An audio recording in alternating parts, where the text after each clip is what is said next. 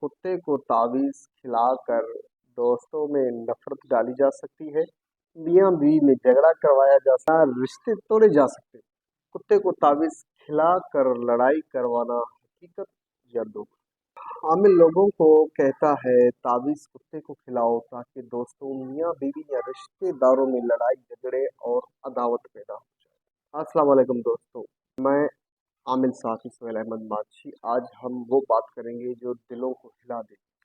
کیا واقعی کتے کو تعویذ کھلا کر دوستوں میں نفرت ڈالی جا سکتی ہے؟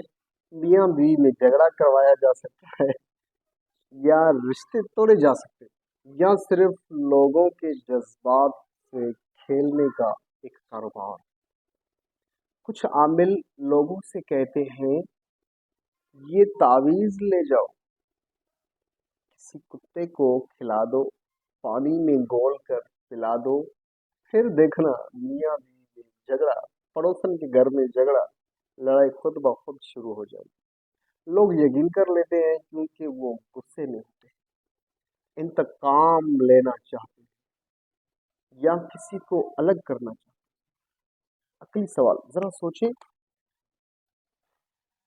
ایک جانور جو خود اپنی زبان میں کسی سے بات بھی نہیں کر سکتا، وہ انسانوں کے دلوں میں نفرت کیسے ڈال دے گا؟ اگر کتے میں ایسی طاقت ہوتی تو وہ خود گلیوں میں مار کیوں کھاتا؟ وہ در در کی ٹھوکریں کیوں کھاتا؟ حقیقت کیا ہے؟ کتے میں کوئی روحانی طاقت نہیں، تعویذ کھانے سے کوئی کرامت پیدا نہیں ہوتی، نہ وہ کسی کے رشتے توڑ سکتا ہے، نہ کسی کے دل بدل سکتا ہے۔ یہ سب ڈرامہ ہے، نفسیاتی کھیل ہے، لوگوں کو بے وقوف بنانے کا طریقہ ہے۔ اب میں آپ کو بتاتا ہوں کہ سائنسی طریقے سے اس جانور کو نقصان کیا ہوگا۔ جانور کو تعویذ کھلانے سے کاغذ میں سیاہی ہوتی ہے، بعض اوقات دھاگا دھات ہوتی ہے، یہ جانور کے جسم میں جا کر معدہ خراب کرتا ہے، آنتوں میں رکاوٹ بنتی ہے، شدید تکلیف دیتی ہے، جان لیوا بھی ہو سکتی ہے۔ یعنی نہ کوئی جادو ہوتا ہے، نہ کوئی اثر۔ اصل میں رشتے ٹوٹتے کیوں ہیں؟ نفرتیں کیوں ہوتی ہیں؟ نمبر ایک، غلط فہمیاں پیدا ہوتی ہیں۔